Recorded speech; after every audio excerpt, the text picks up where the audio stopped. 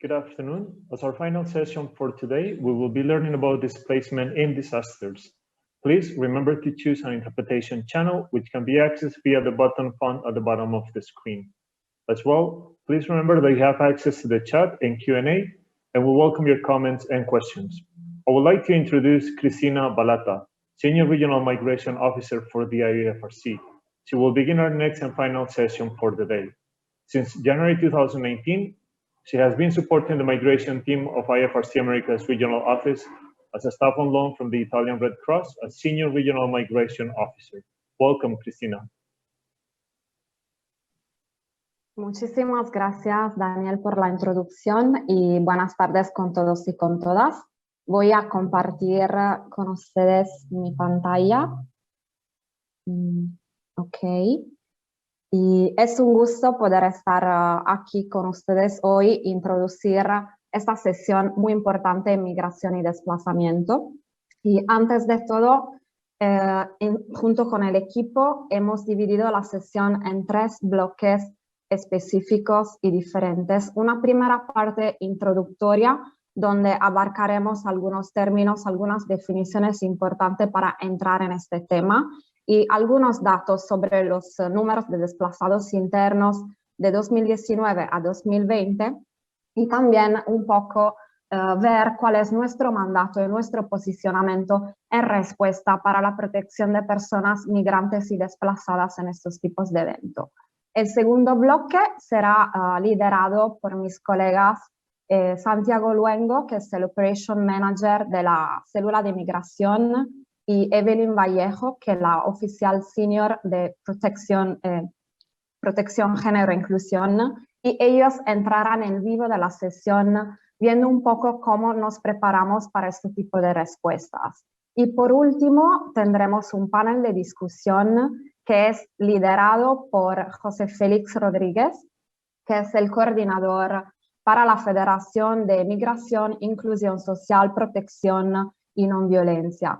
Y él estará junto con nuestros invitados de la Cruz Roja Guatemalteca y también la referente de la Plataforma Regional de Intervención de la Cruz Roja Francesa para las Américas y el Caribe. Entonces, para empezar, me gustaría mencionar un poco con ustedes que como movimiento y como federación, cuando hablamos de migración y de personas migrantes, nos referimos a un término paraguas. Un término que incluye diferentes perfiles de personas migrantes. Por ejemplo, podemos pensar a personas que se desplazan para motivos económicos, por ejemplo, porque cambian trabajo y se movilizan de un país a otro, o personas que tienen una condición diferente con un estatus, por ejemplo, diferente. Si pensamos a personas refugiadas o personas apátridas o solicitantes de asilo. Y en esto también incluyen los desplazados, aunque hay regulaciones específicas para los que son desplazados internos, que muchas veces pueden tener enfrentar las mismas vulnerabilidades de una persona migrante con un estatus diferente, pero simplemente no han cruzado una frontera internacional. Y en esto, la migración climática incluye todo tipo de personas migrantes, incluyendo desplazados internos. Y esto entonces es un término general que se refiere a todos tipos de desplazamiento que son la consecuencia, la causa de cambios climáticos y desastres. Y esto puede venir de una forma voluntaria, o sea, respecto a efectos que son previstos, y de forma involuntaria en cambios climáticos repentinos y imprevistos o que tienen una lenta ocurrencia. Por ejemplo, aquí entrarían los huracanes, por ejemplo. Y esto también cabe mencionar que la migración climática y los migrantes ambientales, es otra manera para referirnos, y el cambio climático en general es una de las mayores razones de desplazamientos a nivel global. Y aquí quería mostrarle un poco los números del 2019 referidos a personas desplazadas internamente. Estos números vienen del Centro de Monitoreo de Desplazados Internos, se refieren al 2019, pero quise reportarle porque es interesante cómo estos números han subido. Entonces, como hemos visto antes, ahora en la parte azul pueden ver el 24.9 millones de personas se desplazaron en 2019 por motivaciones relacionadas a desastres. Mientras la parte naranja, amarillo, son los números de personas que se han desplazado por motivaciones por causa, por ejemplo, de violencias o de conflicto. Así que son números muy diferentes. Y lo que impacta bastante es que los mismos números han crecido muchísimo en el año pasado. Y esto debido, sobre todo, si vemos los desastres, tenemos 30.7 personas que se han desplazado. Y en particular, en 2019, bueno, lo hemos visto, 1.5 solo para motivaciones relacionadas al clima y 4.5 en 2020. Y esto es un número enorme. Y sobre todo aquí pueden ver que de estos 2.7 millones fueron nuevos desplazamientos que se han habido en la última temporada de huracanes. Además, que en total, como vemos aquí, se han desplazado 4.5 millones de personas y lo que impacta es que ha sido la cifra registrada más alta en los últimos 10 años. Y las previsiones futuras son que estos números crecerán en manera exponencial en los próximos. Ahora, ¿por qué decidimos de trabajar en garantizar protección para las personas migrantes y las personas desplazadas? Obviamente siguiendo nuestro mandato humanitario, siguiendo los 7 principios fundamentales. Y lo que es importante, porque mencioné antes la definición de personas migrantes y que incluye diferentes tipos de perfiles, decimos. Esto porque en nuestra respuesta, y lo veremos más en detalle en la próxima sesión, lo que nos importa no es un estatus legal de una persona, si las personas han ingresado de forma regular o de forma irregular, o son desplazados internos o parte de una comunidad, sino miramos nuestro enfoque hacia la respuesta por necesidades y para cubrir las personas que se ven afectadas y tienen un cierto nivel de vulnerabilidades. Aquí pueden ver algunos documentos que son fundamentales. No tenemos obviamente el tiempo para entrar en detalle, pero para las personas que son más interesadas en ampliar quieren saber un poco más, son todos documentos de referencia que son muy útiles también para entender cuál es nuestro posicionamiento y nuestra visión frente a estos tipos de eventos y cómo respondemos. Por último, muy importante, el plan de acción de migración del movimiento de la Cruz Roja en las Américas de 2021 y 2024. Y aquí, como ya mencioné, las acciones que brindamos son acciones basadas en las necesidades y las vulnerabilidades. Y lo importante es que entonces todas las personas que se encuentren desplazadas por fenómenos relacionados con el cambio climático, otros tipos de catástrofes, independientemente de su estatus, deben ser protegidas. Y, o sea, se mira, abordamos las vulnerabilidades y es nuestra responsabilidad de responder. Las comunidades son las prioridades, cualquier tipo de comunidad. Y ahora, antes de pasar la palabra a mis colegas, es porque es importante integrar en nuestros planes de preparación y contingencias las consideraciones sobre las personas que se encuentran en una situación de desplazamiento con todos los perfiles que nos consiguen y sus diferenciaciones. A esta pregunta estarán respondiendo mis colegas Evelyn y Santiago, así que le dejo la palabra directamente. Muchas gracias a ustedes, colegas.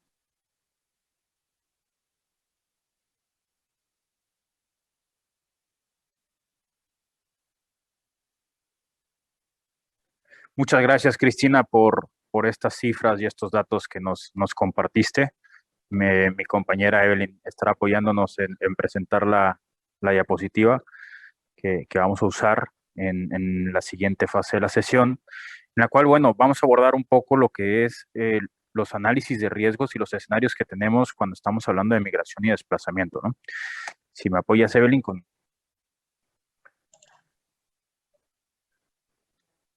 Las cifras que nos presenta Cristina son muy interesantes, ¿no? Y sabemos que el cambio climático y los fenómenos perturbadores o los desastres ocasionados por el clima van en aumento, ¿no? Y esto contribuye mucho al desplazamiento de las personas, que trae unos desencadenantes y unos impulsores, los famosos desencadenantes que nos indican que tenemos una situación en la cual requiere una respuesta, y los vamos a ir abordando detenidamente más adelante. Pueden ser desencadenantes políticos o de gobierno, por ejemplo, cuando tenemos una situación como en Bahamas sobre tenencias y políticas públicas, tenencias de tierra, socioculturales que provocan desplazados, como la violencia, las situaciones de las pandillas en algunos contextos, como lo vivimos en Eta y Ota, económicos, situaciones de inflación, el impacto en los medios de vida que genera esos desencadenantes, o ambientales también, ¿no? No solamente medioambientales, me refiero a ambientales con sistemas de infraestructura que puedan tener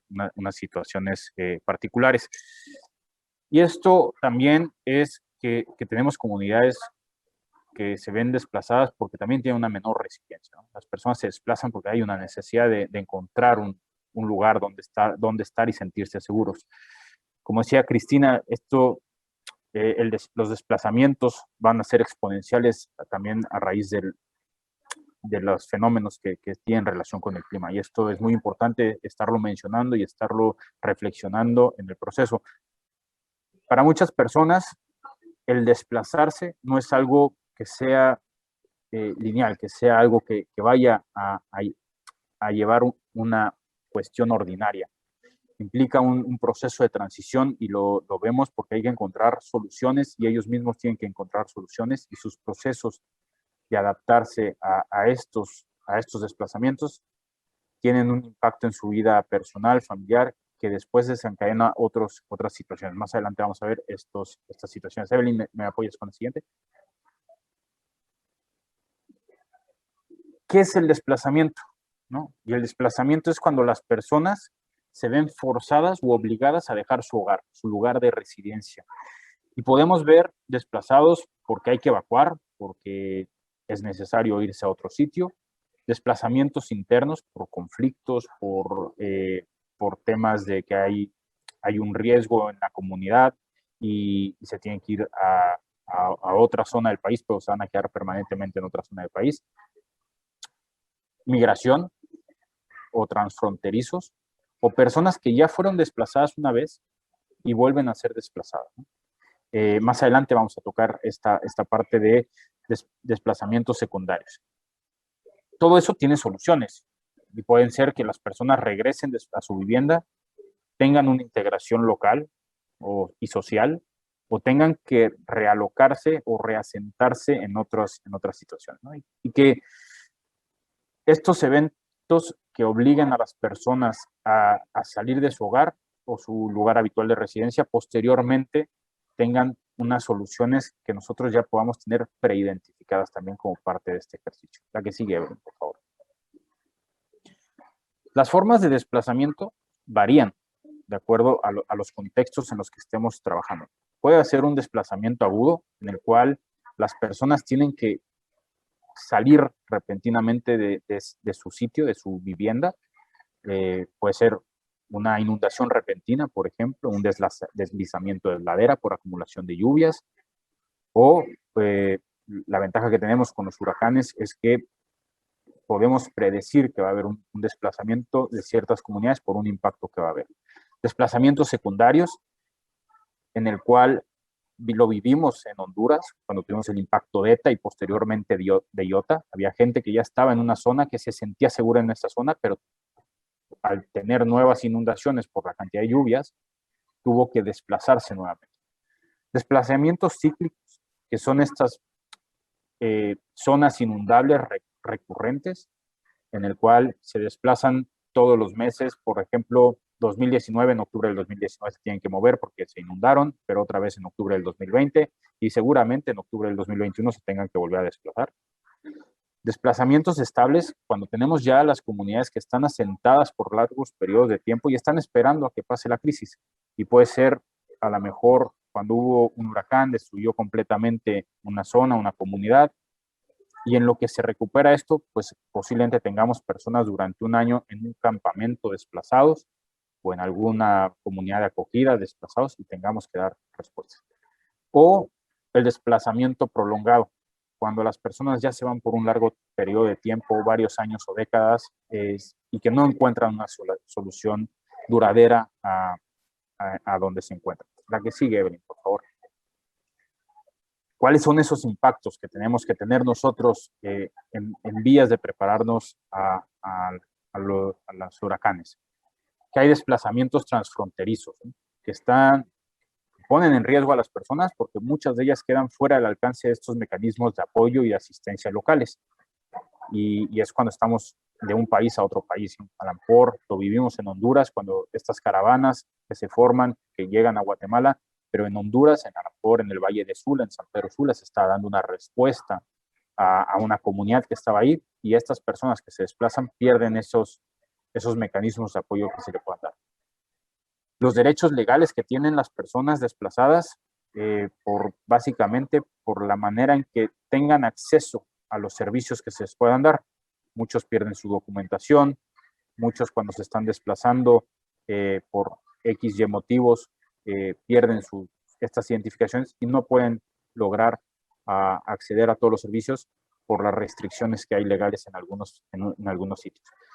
En los desplazamientos prolongados, necesitamos este desplazamiento a largo plazo, pues buscamos la manera de dar una ayuda rápida y eficaz. Eso es lo que normalmente buscamos en nuestra respuesta. Pero si llegamos a tener estos desplazamientos prolongados, la asistencia también va a ser prolongada y eso puede estresar los mecanismos de respuesta que se tienen y estresar financieramente en actividades.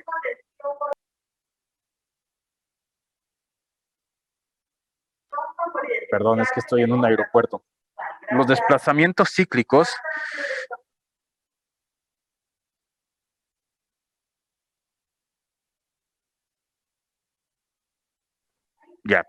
Los desplazamientos cíclicos agotan nuestros recursos y nuestras capacidades de recuperación. Y esto requiere un apoyo muy intenso, ¿no? Y podemos poner también escenarios donde tenemos multiamenazas climáticas, pongan y estresen también nuestros servicios. Y siempre considerar a las comunidades de acogida. El impacto en las comunidades de acogida puede ser positivo en el sentido de la recepción, negativo también en la inclusión social, pero que hay que encontrar estrategias para, por ejemplo, fomentar los medios de vida. Y esto puede ser una oportunidad para ellos para aumentar servicios y tener esas estrategias. Sigue. Pues bueno, con esto le paso la palabra a mi colega Evelyn para seguir con la siguiente parte de la sesión. Muchas gracias. Gracias, Santiago. Un poco respondiendo precisamente a esa pregunta, entonces, bajo este panorama y un poco frente a estas diferentes manifestaciones de desplazamiento, ¿qué es un poco lo que nos ha demostrado la experiencia y que hemos realizado? Yo les voy a mostrar algunas de las experiencias que hemos realizado desde el área de enfoque de protección, género e inclusión, pero al mismo tiempo voy a tratar de anclar lo que les mostraba Cristina y el mismo Santiago frente a los desplazamientos por motivo ambiental. Desde el área de protección, género e inclusión hemos realizado una serie de análisis rápidos desde el año 2018 que tienen una serie de objetivos y que no necesariamente deben responder a la misma área de enfoque, sino podrían responder a diferentes sectores. En principio, el poder planificar programas más eficaces que apoyen la dignidad, el acceso, la participación y la seguridad. Lo segundo es identificar esos posibles puntos calientes que gestionen preocupaciones o problemas que puedan ser abordados más adelante. Y es que, como les decía, esto puede ser aplicado para cualquier sector como un método de preparativos, es decir, cuáles son esos puntos problemáticos que podrían ser cronificados en una situación de emergencia.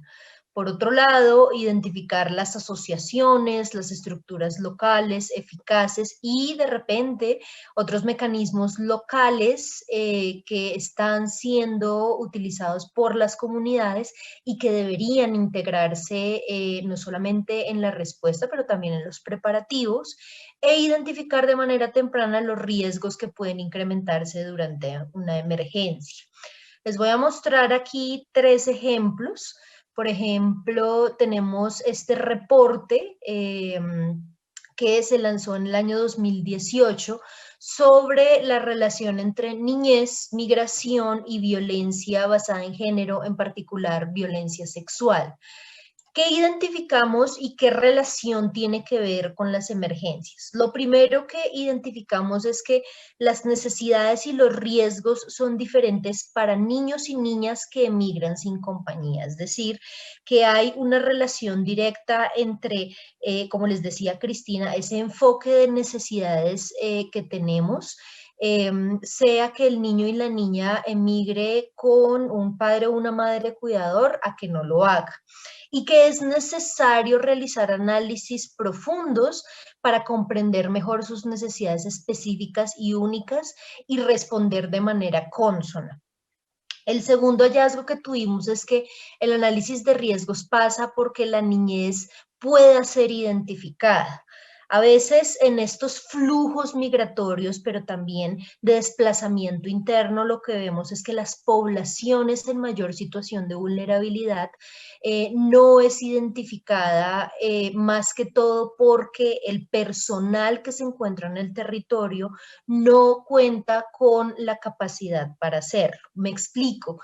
En particular, la niñez no acompañada pasa debajo del radar. Surge también, por ejemplo, con aquella población migrante que está siendo sujeto de situaciones de trata de personas con fines de explotación que a veces no es tan visible, por ejemplo, como la servidumbre o la explotación laboral. Uno de los hallazgos que fue muy interesante y que no era un objetivo de la evaluación en principio, era que iba muy anclado con el enfoque de participación comunitaria y rendición de cuentas, es que la información debe hacer parte de los preparativos de respuesta si se realiza como parte de un sistema basado en la comunidad, es decir, la población migrante debe estar, digamos, en el centro de un análisis de necesidades de información, no necesariamente de la información de derechos migratorios, sino también en función de qué necesitan para prepararse mejor para la respuesta a emergencias. Este último hallazgo, quiero mencionarlo porque fue un hallazgo que tuvimos el equipo de análisis en Honduras, y es que se comprobó que algunas de las zonas más propensas a sufrir el impacto de tormentas tropicales, huracanes y o inundaciones son aquellas que presentan mayores índices de violencia urbana y son aquellas que presentan mayores índices de desplazamientos internos y de migraciones pues a otros países. Es decir, que, como decía Santiago, aquellos contextos en donde se generan algunas emergencias climáticas tienen una estrecha relación con situaciones de desplazamiento, y eso nos lleva a pensar que también con riesgos de protección. Otras experiencias que tuvimos fue más yéndonos a América del Sur y a países andinos. Fue una evaluación rápida de protección infantil en Colombia y Ecuador y una evaluación rápida de violencia basada en género y de explotación laboral en Argentina. Y nos llevó, pues, entre muchos de los hallazgos, más que todo relacionados a lo que nos acontece acá, es que los riesgos de protección que se presentan durante la movilidad humana, ya hablamos de esos diversos desplazamientos, pueden incrementarse durante las emergencias. ¿Y cuáles son esos riesgos de protección? La trata de personas, la violencia basada en género, la inequidad y la marginalización. ¿Cuál es la brecha? Y es que estos riesgos de protección no se abordan durante los preparativos de emergencia. Otro hallazgo es que las prácticas como el establecimiento de espacios amigables para la niñez y espacios seguros para algunas poblaciones en situación de riesgo pueden ser adaptados también para movilidad humana como resultados positivos. Y por el otro lado, que el ejercicio de preparativos debe incluir procedimientos para garantizar sistemas internos de salvaguarda que prevengan riesgos de protección. ¿Qué quiere decir esto en palabras muy sencillas? Y es que los preparativos de respuesta no solamente deben incluir todas esas acciones encargadas del equipamiento y el fortalecimiento de capacidades, sino también la preparación de sistemas internos de salvaguarda que prevengan que nuestro personal vulnere códigos de conducta y que recaiga en manifestaciones como explotación sexual y abuso. Durante el COVID-19, una de las grandes alertas que tuvo el R4B, que es la plataforma regional para respuesta a migrantes venezolanos, fue el riesgo de explotación sexual y abuso contra migrantes, precisamente por causa de la emergencia. Uno de los, digamos que ya relacionando ese análisis de riesgo que tuvimos con factores de vulnerabilidad y capacidad, fue un estudio realizado en el 2017 en los cuales se cruza los factores ya más sistémicos con la capacidad y vulnerabilidad de la población migrante. Y es que, ¿qué se encuentra? Por ejemplo, en el nivel de gobernanza, algunas capacidades es que si se designan recursos a nivel ya más de sistemas de gobernabilidad, hay que designar recursos que pueden conducir a una recuperación más rápida y al retorno de las poblaciones desplazadas o a su acogida. Pero en contraposición, si la gobernanza y la voluntad política no son tan fuertes, pues puede incrementar definitivamente la vulnerabilidad de la población migrante, como mencionaba Santiago, el acceso, por ejemplo, a la regularización o a sistemas de asilo y con ello el tráfico migratorio. Ya yendo a la parte económica, la migración puede diversificar las fuentes de ingresos, puede aumentar la capacidad de hacer frente a las amenazas, incluidas, por ejemplo, las emergencias, reducir la pobreza e inclusive aumentar la capacidad en las comunidades de acogida mediante las remesas. Por el otro lado, y en su contraparte, la falta de recursos financieros, el endeudamiento familiar individual, pueden afectar la reconstrucción de la vida de la población migrante y eso, pues, por supuesto, aumentar los riesgos de protección. A nivel social, ¿qué ha demostrado? Y es que si se invierte un poco en la población migrante, los preparativos de emergencia, pues se ha demostrado que fuertes redes comunitarias están mejor preparadas para las emergencias, que estas redes permiten el envío de remesas. Ya demostramos que un mayor envío de remesas fortalece la capacidad económica de las comunidades, tanto de acogida como migratorias, y esto permite a las familias recuperarse de la crisis. Por el otro lado, si pues no se fortalece el ámbito social en preparativos de emergencia, en contextos migratorios, la migración de algunas personas de la familia puede conducir a una mayor vulnerabilidad de algunas poblaciones específicas.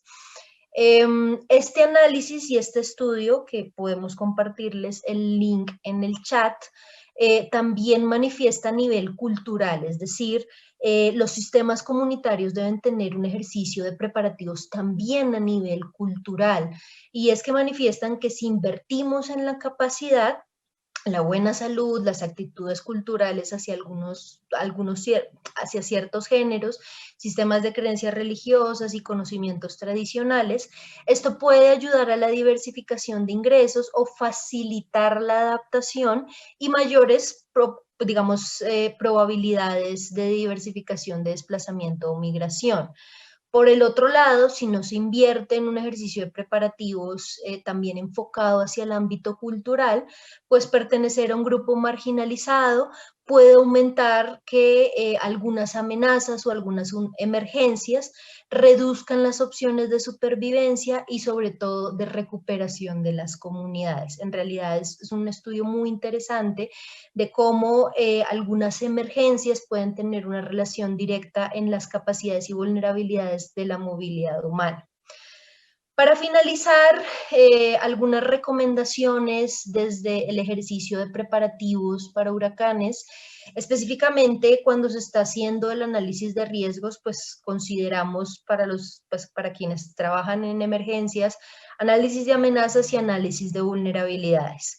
En el tema de análisis de amenazas, pues definitivamente es clave reconocer el impacto social que tienen las amenazas. Podría sonar lógico, pero creo que hemos hecho un recuento de cómo es clave hacer un análisis sistémico del impacto que tienen las amenazas, reconocer la relación de la amenaza, el riesgo de protección y la necesidad social. Por el otro lado, pues reconocer que la población migratoria puede tener múltiples impactos durante las emergencias, en particular dependiendo del estadio migratorio en el cual se encuentran y sobre todo dependiendo del tipo de desplazamiento en el cual perviven, como les mostraba Santiago. En el análisis de vulnerabilidades, en particular en preparativos, es fundamental el mapeo de los recursos dedicados a la respuesta migratoria. Este es un llamado para no detener los recursos, tanto técnicos como financieros, dedicados a la respuesta migratoria, incluso durante una emergencia climática, sea cual sea. Tener pues un análisis de qué presencia territorial se tiene de los servicios al migrante en función del impacto de la amenaza. Creo que esta fue una lección muy interesante durante COVID-19 y debería serlo durante sea cual fuere la emergencia. Analizar el alcance que podría tener la reducción del riesgo de desastres enfocada a la población migrante. Tener en cuenta que la vulnerabilidad es un concepto multidimensional. Digamos que el concepto de vulnerabilidad como concepto, digamos como término innato, es un concepto ya de los 80s. La vulnerabilidad es algo que involucra aspectos que interactúan entre lo individual, lo social, lo económico, lo ambiental y lo institucional. Las personas no son vulnerables per se, sino al interactuar todos estos conceptos es que llegamos a que una persona esté viviendo una situación de vulnerabilidad. Y es así que en algunos territorios una persona migrante puede configurarse como vulnerable o no. Y este análisis es algo que es clave durante un ejercicio de preparativos. Y finalmente, el estadio migratorio, sea en un contexto de origen, de tránsito, de acogida o de retorno, o considerando las diferentes categorías de desplazamiento que mencionaba Santiago, puede o no incrementar pues, ese nivel de vulnerabilidad que les comentaba en caso de emergencia. En particular, como les mencionaba, si esta persona se encuentra en tránsito o en un proceso de acogida temprano, y en particular si existen los factores facilitadores en la comunidad acogida, sobre todo a nivel institucional. Esas eran un poco las recomendaciones y el vistazo que queríamos mostrarle con los análisis rápido. Quiero dar ahora la palabra a José Félix Rodríguez para el panel. Muchísimas gracias por su atención.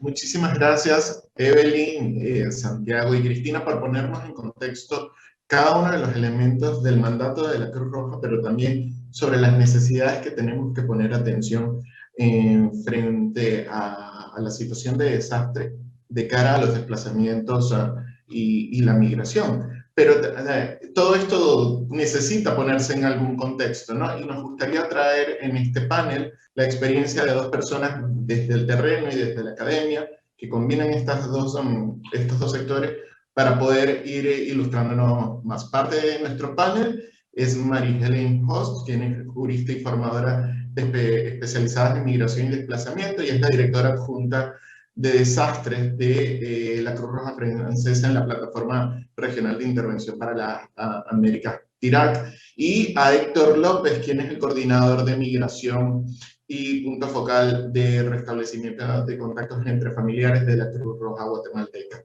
En este sentido, quiero lanzar una primera pregunta que tiene que ver con el elemento legal y de la situación de los desplazados. Y quisiera preguntarle a María Helen, desde su nivel de academia, preguntarle si a nivel mundial y en el derecho internacional existe algún estatuto de protección internacional para los desplazados en situaciones de desastres y catástrofes.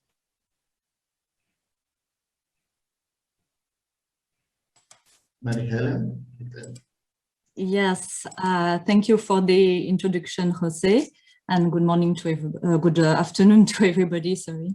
So actually, on the global level, protection gap exists for displaced people across national borders by disasters.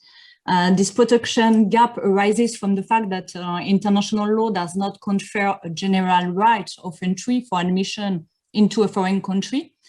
And where displacement occurs across borders, then disaster migrants find themselves with no right to enter another state, remain there, or be protected against forcible return. Instead, the status of these displaced persons is dependent upon the generosity of host countries. And in fact, the only situation in which international law may afford a right of entry to climate migrants occurs where environmental drivers combine with established grounds for protection under the 1951 Convention relating to the status of refugees. So this 1951 Refugee Convention extends protections to petitioners with a well-founded fear of persecution because of race, religion, nationality, political opinion, or membership of a particular social group. And the petitioner must also be unable to gain protection from their home country. Although home governments may be unable or unwilling to protect those affected by climate-related events, the narrow grounds for persecution makes it difficult to apply the Refugee Convention to climate migrants seeking to resettle in receiving countries. Indeed, climate migrants do not satisfy the persecution criteria. Fleeing a slow or sudden onset disaster does not trigger any convention ground. I wanted to add that although recent international processes like the Global Compact on Migration, the United Nations Framework Convention on Climate Change, and the Sendai Framework for Disaster Risk Reduction have underscored the importance of climate-induced migration, no comprehensive multilateral framework governs the issue, and international law guarantees no protection to climate migrants who fall outside the scope of international refugee law. This is the reason why regional and national solutions are most appropriate and useful in closing this climate-induced migration protection gap. Thank you. Sí, eso nos pone una complejidad jurídica que es difícil de manejar para las organizaciones y los estados. Y quisiera preguntarte, María Helen, ¿qué herramientas y medidas entonces pueden aplicar los estados para mitigar los desplazamientos causados por los desastres? O si se han organizado algún tipo de actividad que pueda ayudar en el caso del Caribe, ya que estás allí en cumplir o facilitar ese proceso. Yes, sure. So one of the measures states can implement to prevent and mitigate the human displacement by disasters is to organize training sessions for government representatives on disasters displacement. And as an example, in July 2020, the Organization of Eastern Caribbean States organized a virtual training for 160 border officials in cross-border displacement across 9 member states of the OECS.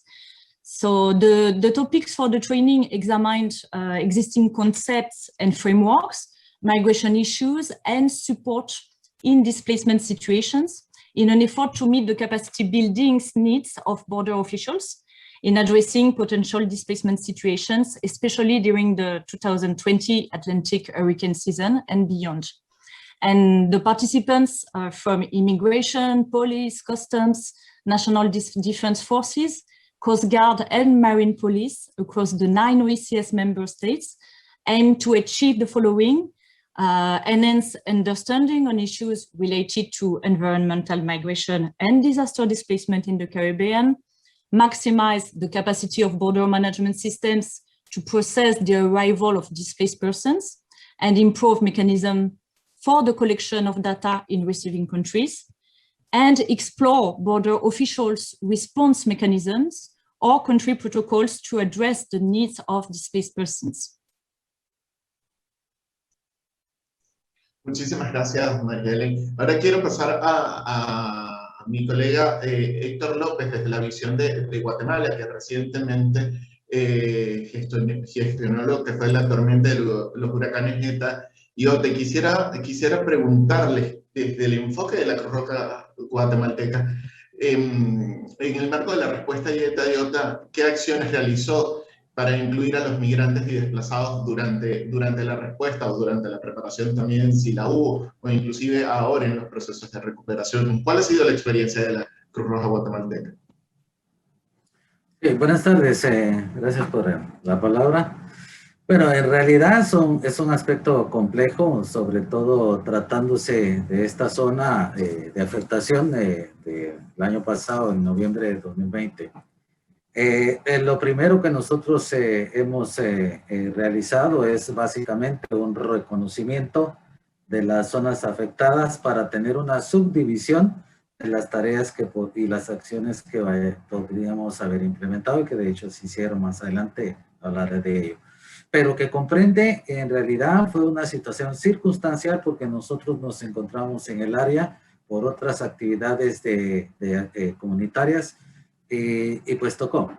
De ellas identificamos rápidamente 7 comunidades afectadas en el departamento de Izabal, y 3 de estas comunidades son utilizadas como paso de población migrante, en el sentido que van transcurriendo o caminando, avanzando de comunidad en comunidad, determinada como línea de tránsito.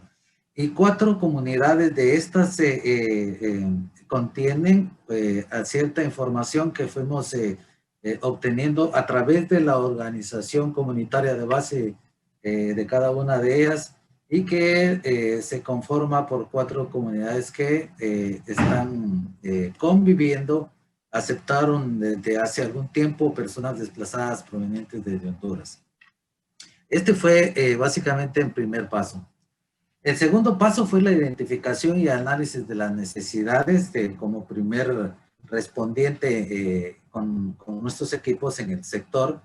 Y luego de lograr esta identificación rápida, pues empezamos a atender y a dar respuesta a estas necesidades. No todas se cubrieron porque hay necesidades que, independientemente de las comunidades de desplazamiento o de tránsito, requieren la intervención colectiva. De esa manera, realizamos acciones de asistencia humanitaria que incluye la distribución de kits de higiene diferenciados, que es una parte importantísima de indicar. Hicimos actividades in situ, en terreno, de atención prehospitalaria, con la asignación de los insumos y los medicamentos básicos para tal propósito. Empezamos a identificar algunas acciones primarias y después pasamos a las integrales, que necesitaron en todo momento un apoyo psicosocial. Pudimos derivar también en algunas secciones de actividades con nuestros compañeros para desarrollar actividades lúdicas con niñez y adolescencia. La distribución de agua segura para el consumo, dado que todas las fuentes de abastecimiento de agua estaban completamente y totalmente contaminadas. Acciones de restablecimiento de contacto entre familiares también, lo de RCF, como primera línea comunitaria, porque posteriormente lo hicimos de manera secuencial en los lugares seguros o los albergues destinados para este fin. Insumos de higiene, insumos de desinfección, pero también en el ámbito de la protección empezamos a socializar mensajes de autocuidado dirigidos tanto para población en tránsito como para población local, y que dentro del local pues habían grupos específicos de personas desplazadas. Mensajes de prevención también sobre la COVID-19 para tratar de mitigar el costo de contagio o infección que esto significa. Algunas acciones de protección que se realizaron con los comités locales y los comités de desarrollo. Derivaciones y servicios especializados a otros lugares, que fue una parte fuertísima. Pero en esta parte del restablecimiento de las acciones de RCF, se logró identificar que había una parte importantísima que merecía especial atención y protección en los sectores donde era muy difícil el acceso a las viviendas. Entonces, ahí empezamos un plan de recolección de información a través de los COCODEN comunitarios, y fue la primera vez que nosotros logramos la interacción y el involucramiento a través de las acciones de diplomacia con los actores claves para que se involucraran en actividades de protección doble. Esto significa fuerzas de seguridad en el entorno de todas las comunidades afectadas, con un perímetro razonablemente, porque es demasiado extenso, y también la protección de las familias y la niñez con atención diferenciada en los albergues determinados. Por otra parte, también apoyamos en esta línea al Centro de Operaciones de Emergencia del departamento, donde apoyamos en el levantamiento de la información de los albergues que se habían habilitado para tal fin de manera oficial, porque habían otros albergues que por la mera necesidad las personas comunitarias implementaban un tipo de escuela, etcétera, pero que no reunía las condiciones mínimas o básicas para asentarlo o registrarlo como albergue. Y posteriormente se abrió una línea telefónica que es la primera experiencia también en Guatemala sobre condiciones de desastres que afectan a este tipo de población. Y esta línea telefónica fue exclusiva para las personas que necesitasen de solicitar ayuda en términos de restablecimiento de contacto entre familiares. Esta fue, digamos, la parte más central de lo que nosotros veníamos desarrollando para ello. Pero también se desarrollaron otras acciones complementarias bastante importantes, y que ahora mismo estoy viendo los resultados. Recientemente vengo de una reunión con todos los actores, tanto de instituciones públicas como de sociedad civil, que conformamos en un grupo que le hemos denominado la Mesa Departamental de Migración y Protección en el departamento de Izabal. Esto nos garantiza estar en una manera técnica preparados para una posible siguiente respuesta. En esto hay ciertas características que son vinculantes, pero que hay que definir de manera concreta con las instancias, porque tenemos que regirnos a nuestros mandatos, a nuestra visión, misión. Hay ciertos protocolos de intervención que tienen que ser vinculantes a las acciones que nosotros podemos tener o que vamos a realizar en un futuro. Es también una parte social, como yo veía en la anterior ponencia, que esta es una afectación que debemos coparticipar todos.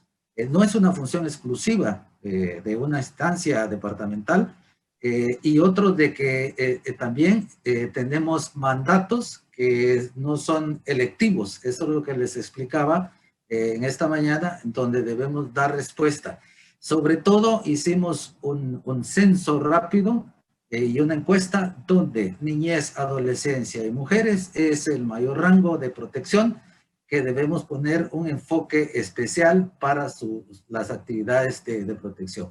Luego vienen las partes que ya se empezaron a hacer, ya tenemos incluso desde el año pasado que estuvimos distribuyendo toda la gama de la parte de educación y sensibilización. En esto hemos diseñado materiales junto con los materiales de Federación Internacional, que en algunos hemos ido recorrido en el 90%, otros los hemos contextualizado localmente, tal como debe ser por pertinencia, y ya se han distribuido en las comunidades.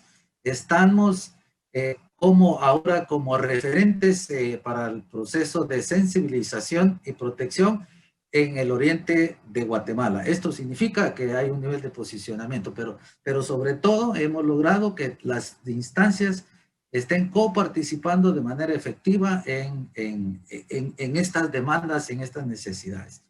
Y por lo tanto ya tenemos un marco de referencia, es la primera mesa del departamento de Izabal, con el aval y la propuesta de convocatoria y legal del gobernador departamental. Esperamos hacerlo de la misma forma en las otras regiones que tenemos como identificadas, tanto de ingreso como de egreso de población migrante y los sectores comunitarios, receptores o comunidades de acogida de población desplazada.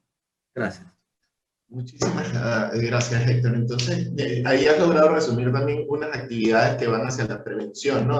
El estar preparados un poco antes. Y nos queda como una lección aprendida. En aras del tiempo, voy a hacer una pregunta más a María Helen y después podemos regresar contigo para que nos hables un poco más de las acciones de prevención. Quería preguntarle a María Helen sobre parte de las experiencias que han habido con la aplicación de acuerdos de libre circulación en el Caribe. ¿De qué manera esto ha favorecido o de qué manera esto mejora o no la situación de los migrantes y desplazados de cara a la ocurrencia de un desastre?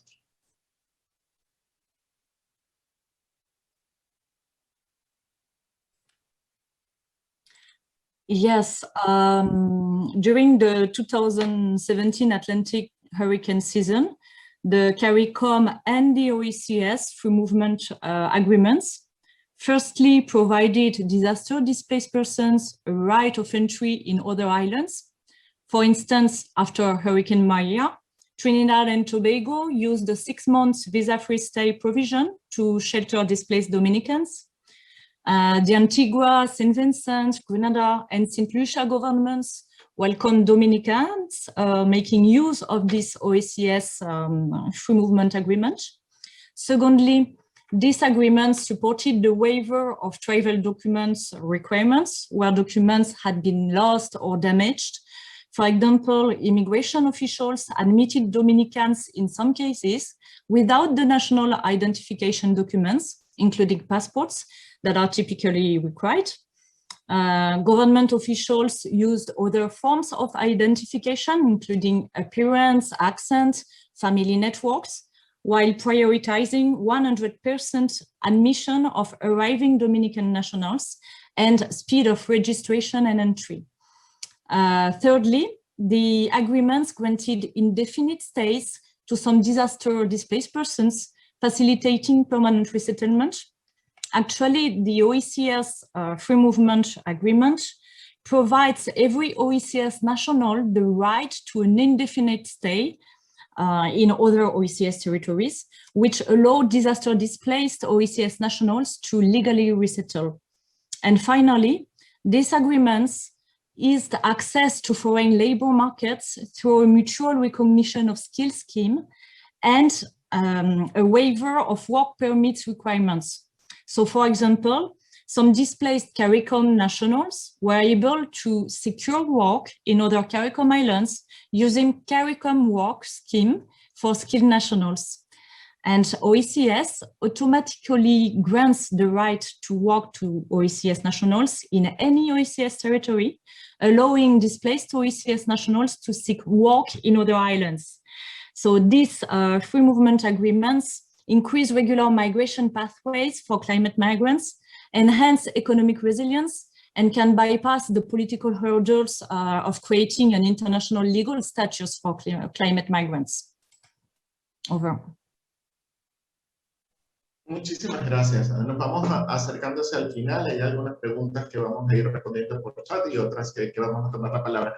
Antes quisiera una última pregunta para ambos, y es un mensaje hacia todos los participantes en este momento, que son miembros de la Cruz Roja, pero también de socios y de autoridades de protección civil. ¿Qué mensaje les dejarían para estar mejor preparados desde el punto de vista de la prevención o la preparación de cara a esta temporada de huracanes y las siguientes, y cualquier otra situación relacionada a desastres que puedan traducirse en desplazamientos o que puedan afectar de manera diferente a población en movimiento?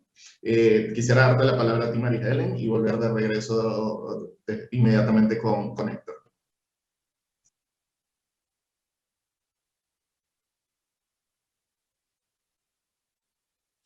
So yes, thank you. What I could advise is to, for national societies and for governments. So in the first phase of disaster preparedness, they can implement actions such as sensitization of the population to prepare itself to be potentially hit by a hurricane and other natural hazards, of course. National societies, in coordination with government national disasters management offices, can contribute to map emergency public shelters and circulate the corresponding lists among the population. As part of the disaster response itself, national societies provide life-saving relief and support for people impacted by disasters.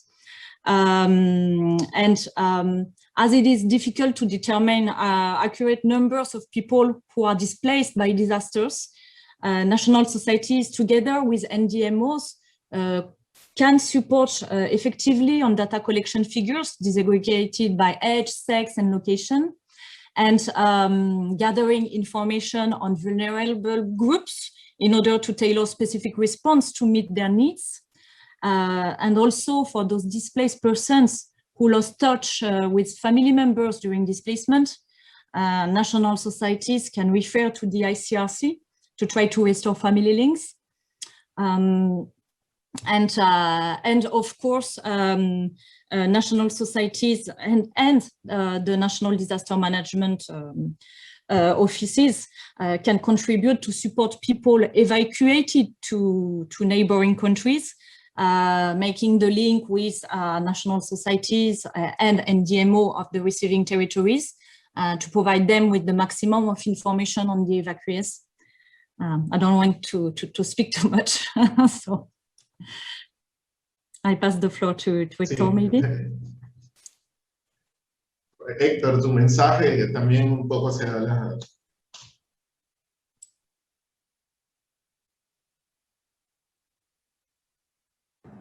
Sí, en ese sentido, pues nosotros hemos, digamos, un poco en la línea que decía la colega, pero lo que estamos tratando es que las intervenciones, tanto de sector público como la parte de la sociedad civil, incorpore, digamos, reglas o normas mínimas de protección en sus actividades de respuesta.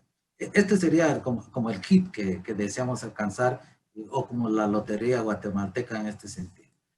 Y en la otra parte, que también estos procesos de sensibilización interinstitucional han salido, o hemos tenido las solicitudes sobre diferentes temáticas de protección y de sensibilización, como no estigma, no discriminación, que ya lo hemos hecho, mensajes de autocuidado, distribución de material para la prevención de la violencia sexual o violencia sexual basada en género, la no separación de los núcleos familiares, etc.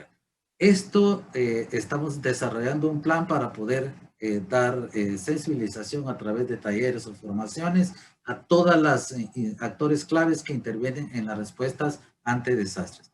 Y el segundo punto también que hemos identificado y que es importantísimo tanto en la preparación como en la respuesta y recuperación es terminar de construir y actualizar el mapeo de los sectores más vulnerables o propensos a desastres en Guatemala. Tenemos un registro de más de 400 lugares, pero esto ahora se ha extradimensionado porque tenemos huracanes que entran por otros sectores, que se trasladan por otras vías para salir a determinado sector geográfico, etcétera.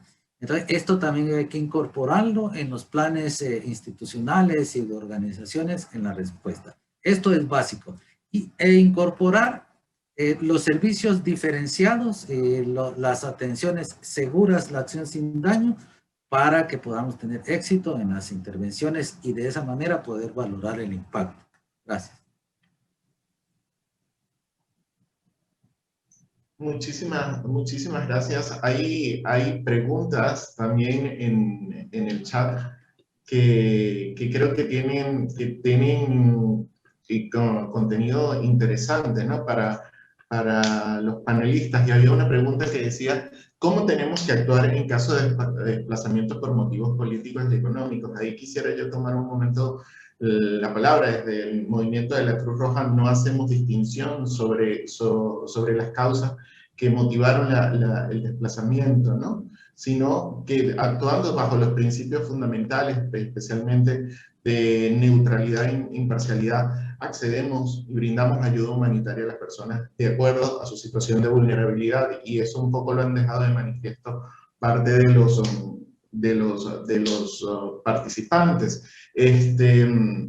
También que hay preguntas de cómo actuar en caso de desplazamiento en situación de actividad volcánica. No sé si los controladores del sistema pueden darle la palabra a Evelyn en este momento, que ha tenido una experiencia concreta recientemente en San Vincent, específicamente con este particular, y nos pudiera dar una orientación de lo que ha sido esa experiencia.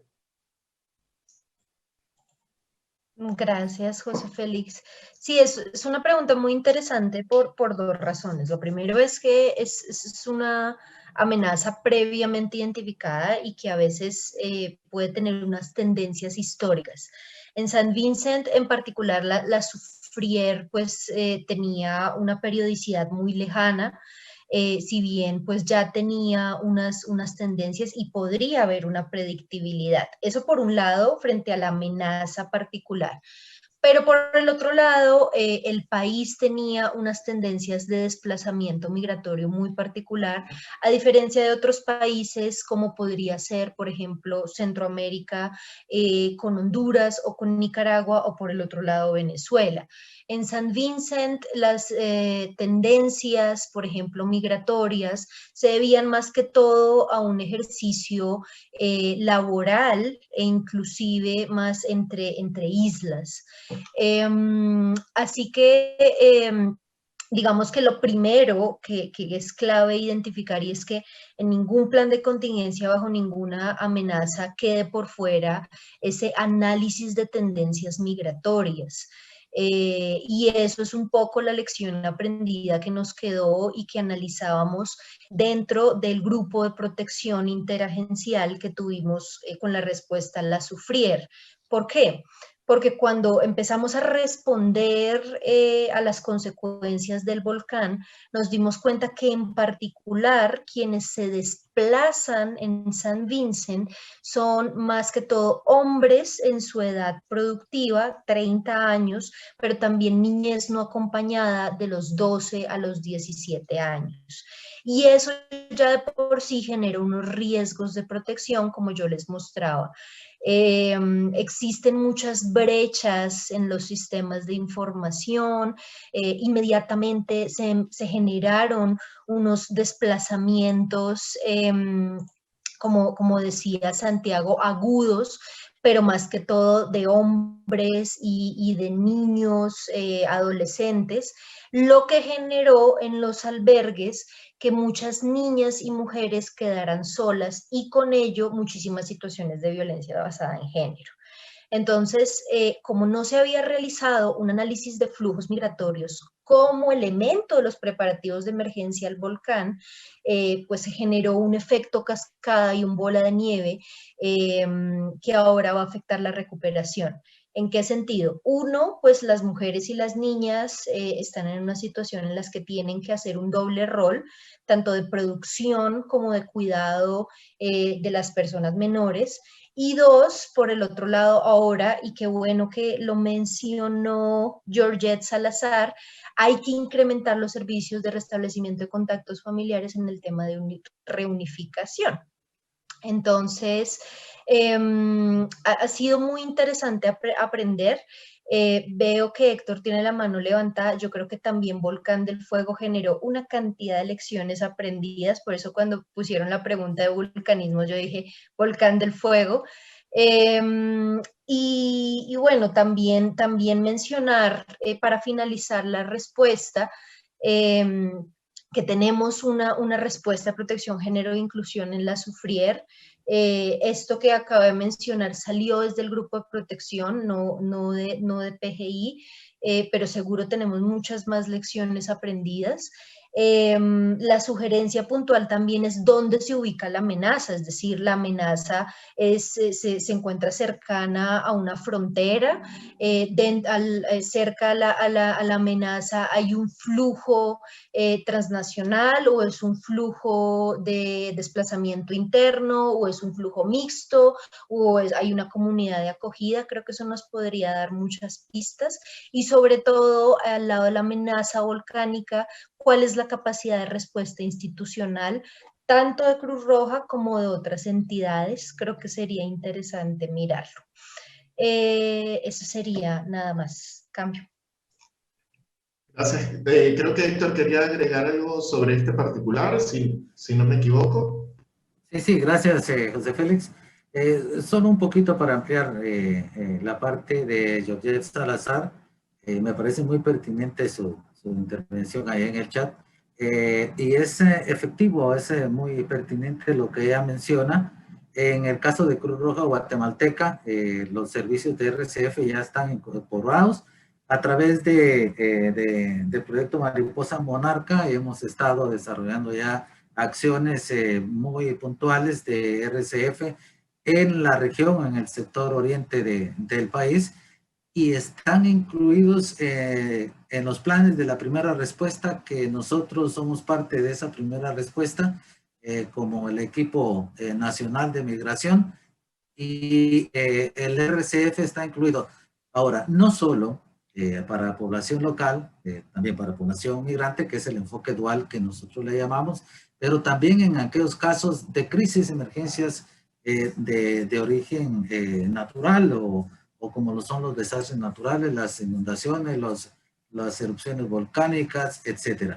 Entonces, para los equipos de primera respuesta, a través de la experiencia de Mariposa Monarca con la Sociedad Nacional, está incorporado el RCF en esta línea. Gracias. Gracias. Sí, con esto quisiéramos resaltar ese comentario que hace la colega de Cruz Roja venezolana de la importancia de incorporar la herramienta de RCF dentro de la respuesta a desastres, ¿no? Y ver que es un enfoque mucho más amplio. Gracias por ese comentario. Ya estamos en el minuto final. No me queda más que agradecer a todas y a todos los que participaron en atender esta sesión de la conferencia. También especialmente a los colegas panelistas, a María Helen por aceptar nuestra invitación, a Héctor, que está desde el terreno y ha tenido que llegar en el último minuto para poder asegurar la participación, y por supuesto a todo el equipo que integra la coordinación de migración, protección, género e inclusión de la Federación. Esperemos que les haya gustado esta sesión. Siéntanse en la libertad de contactar a cualquiera de las personas que han participado aquí para abundar más en información o en comentarios, o en construir un poco más del enfoque de movilidad humana en torno a desastres. Muchísimas gracias por estar presente aquí. Que tengan lindo resto de tarde.